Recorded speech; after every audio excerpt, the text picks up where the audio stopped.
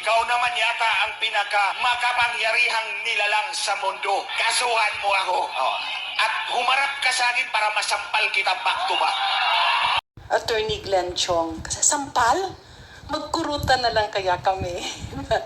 Dapat kurut-kurut na, no? Kasi Women's Month ngayon, medyo okay lang siguro yun kung magjo-joke internally. But if you come out in public, siguro kung meron siya mga emisyon na nakikimkim dyan, pero kung sinasalita at sinasabi yan in public, medyo pangit talaga tingnan. Bilang isang lalaki, Women's Month pa naman ngayon. Kasi nung pinalaki ako ng aking mga magulang, ang pagkaintindi ko, tayong mga Pilipino, tinuturuan tayo na habang tayo'y lumalaki, andun pa rin yung respeto. There are many ways to express your anger kung meron kang galit.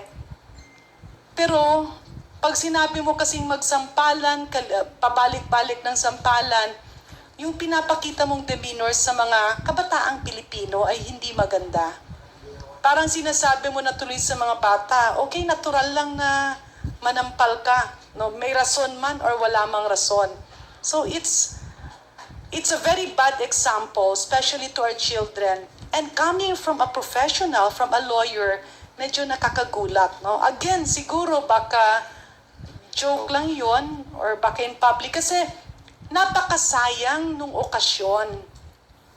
Bilang isang dating mambabatas, bilang isang abogado, andun ka sa isang okasyon, it's good to take advantage to campaign of your advocacies. Kung merong criticism sa gobyerno, pwedeng i-lay down na ito ang mga bagay na hindi siya sang-ayon.